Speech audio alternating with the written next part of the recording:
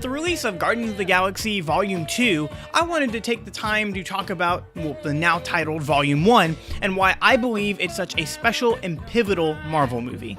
And before I talk about that, I need to talk about my history with Marvel as a whole, and it stems back pretty much as far as I can remember. I've always loved superheroes. Spider-Man, X-Men, Fantastic Four. I would watch the TV shows, watch the movies, and I would do my favorite thing, which was to go to a friend's house and play one of their superhero games. You see, superheroes are and have always been a shared experience for me. Many of the times, this was how I experienced popular characters. So the first time I saw Iron Man and Captain America was in Marvel's War for the Gems, which came out for Super Nintendo. The famous Spider-Man villain Venom, the first time I saw him is because one of my friends had Maximum Carnage for Super Nintendo. And this has continued to happen as I get older. In high school, I met my best friend in the world, Tristan, and we bonded over many things, but one of them was our shared love for Spider-Man.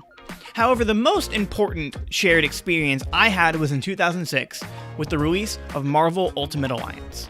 You see, my childhood friend bought a Wii, and one of the first games he got was Marvel Ultimate Alliance. And it's a game where you and 3 friends work as different Avengers, Defenders, and X-Men and Fantastic Four members to fight a whole cast of Marvel villains to, save the world, of course.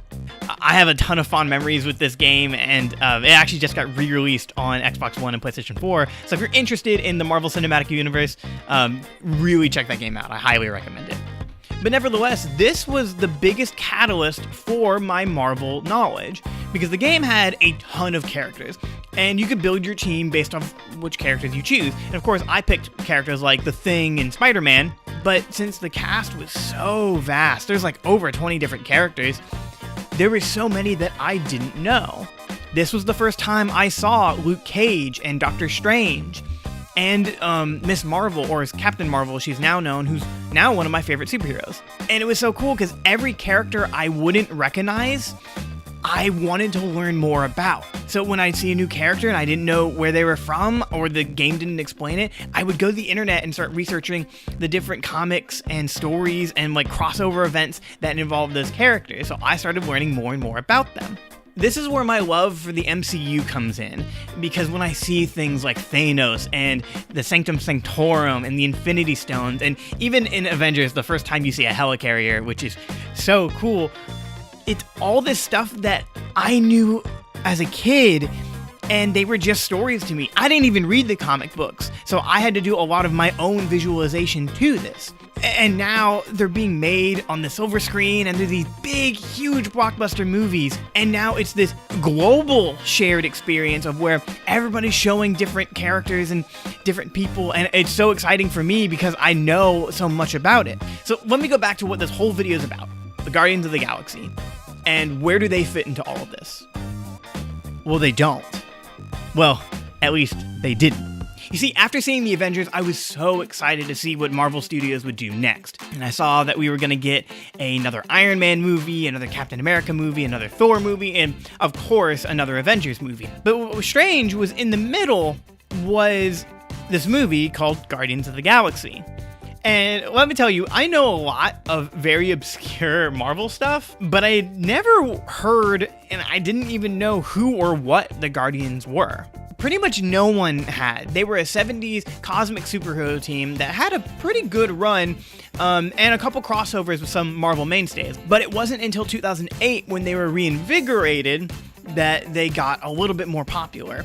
And that team resembles closer to the Guardians that we know today. But even still, they didn't have a cartoon, they didn't have a video game. Even hearing the concept, a space team full of a bunch of like renegade, rebellious people, one's a raccoon that can talk, and then there's a giant tree that only says one word or one sentence. I saw a lot of people have mixed reactions, including me. I was like, I don't know how well this is gonna work. I kind of would rather just see another Avengers movie, honestly. But then the first trailer came out, and I saw it, and I thought, hey, this was pretty cool. You know what? This could actually work. And then more trailers came out. And then the movie came out, and it was an enormous hit. $773 million at the box office, and currently sitting at a 91% at Rotten Tomatoes. There's now a sequel that is out, and a Volume 3 is in the works, and the Guardians are going to show up in Avengers 3 and 4. They now have a cartoon, and they now have a video game.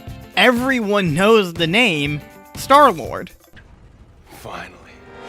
It's so crazy that Marvel Studios took a chance on this movie. Because honestly, they could have made any movie with better characters. Whether it was because they really wanted to do this story and do justice to these characters, or they didn't have the rights to more popular superhero teams. It looks like they wanted to do something with, here we have Avengers and then we have something else. That something else could have been X-Men or Fantastic Four.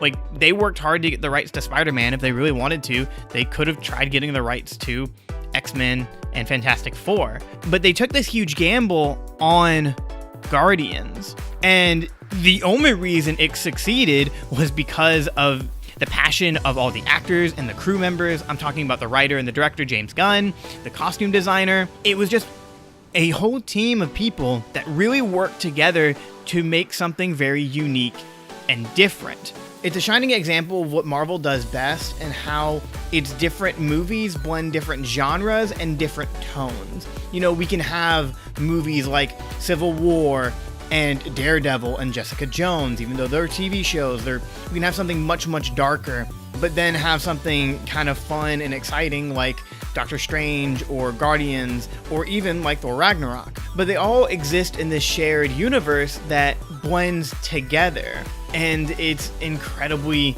impressive, and I think Guardians just excels at all of that. I mean, how the movie opens up is incredibly heart-wrenching, and then it kind of gives you a great setup to Peter Quill's character, and it has a lot of awesome payoffs throughout the movie. Because of the success of Guardians, Marvel Studios is now way more open to do these more obscure character movies. Like, we're gonna get a Black Panther movie, we're gonna get an Ant-Man and Wasp movie, and then we're finally gonna get a Captain Marvel movie. We wouldn't get all of those movies if it wasn't for Guardians. Because if Guardians didn't do well, we would just have a bunch of Avengers movies, which would be fine, it'd be exciting, but it's because of this movie we're now open to other stories and other heroes, which I think is really great.